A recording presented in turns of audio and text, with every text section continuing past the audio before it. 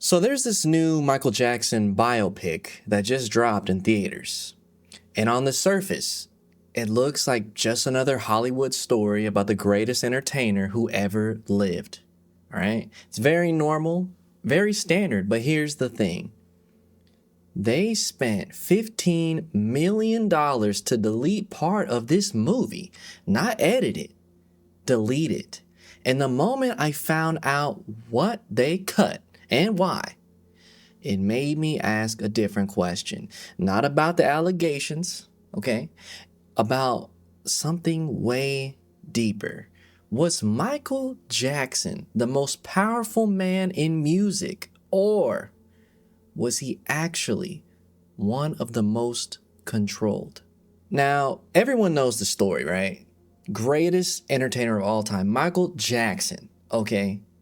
King of pop himself, 750 million records, okay? Thriller, the most iconic music video ever made, literally ever made. But here's where it starts to feel off. Before Thriller dropped, Michael Jackson was a Jehovah's Witness. I bet you didn't know that. And the leaders of his church saw the video early, and they told him, if you release this, you're out. So what did Michael do? He added a disclaimer at the very beginning of his own masterpiece, and it reads, "Due to my personal convictions, I wish to stress that this film in no way endorses a belief in the occult." He put that in there himself.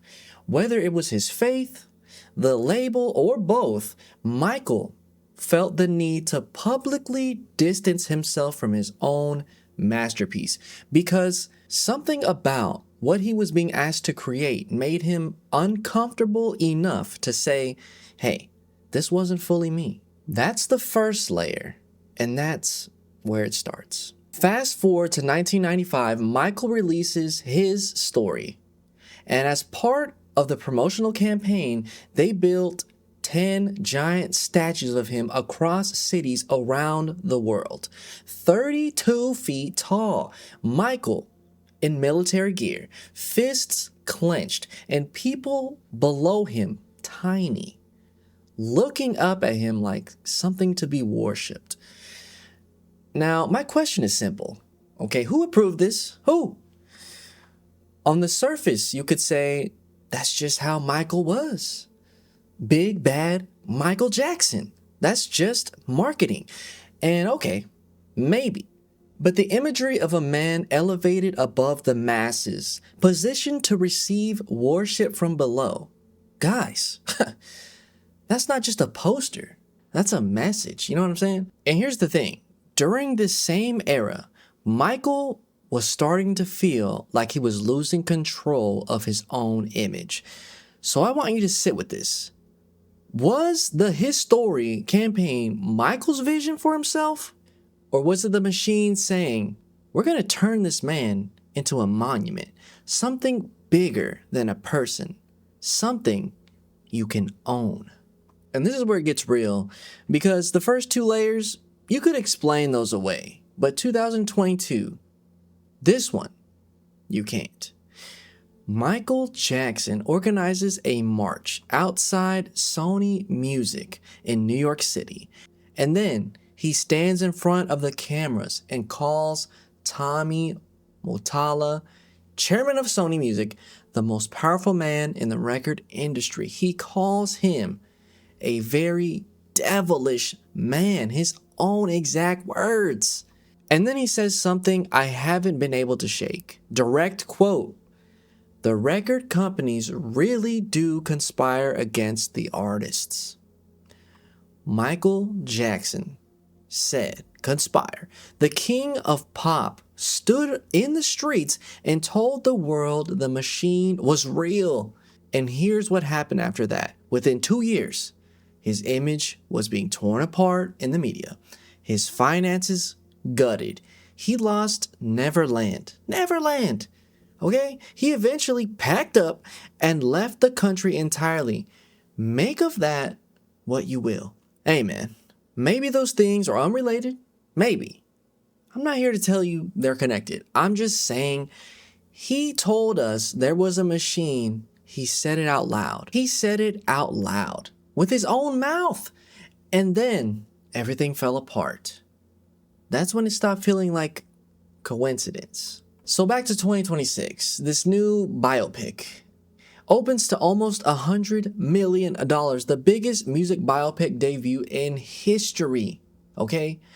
But $15 million in reshoots, deleted scenes. Paris Jackson, his own daughter, publicly calls it full of inaccuracies and lies. Okay, this is his daughter talking. And the reason they cut it wasn't about quality, okay? It was a legal clause buried in an old settlement. The estate found it and paid $15 million to make sure those scenes disappeared. Even in death, guys, the story of Michael Jackson is still being controlled. It's still being edited, still being managed by the same kind of machine he stood in the streets trying to fight. That feels off. I'm telling you, this feels off. So what's the question I want to leave with you? Was the king of pop actually running anything? Or was he one of the most powerful and most controlled artists who ever lived? The disclaimer is Thriller. The statues people worship below, what he said with his own mouth in 2002, what they're still doing to his legacy right now. It doesn't feel like a man who was running the machine. It feels like a man who knew too much and started asking the wrong questions out loud. Once you see it, you won't unsee it. I guarantee you. You probably should go down that rabbit hole. Appreciate you guys for watching. Like and subscribe. I got more videos coming out. All right? I'll see you in the next video. Peace.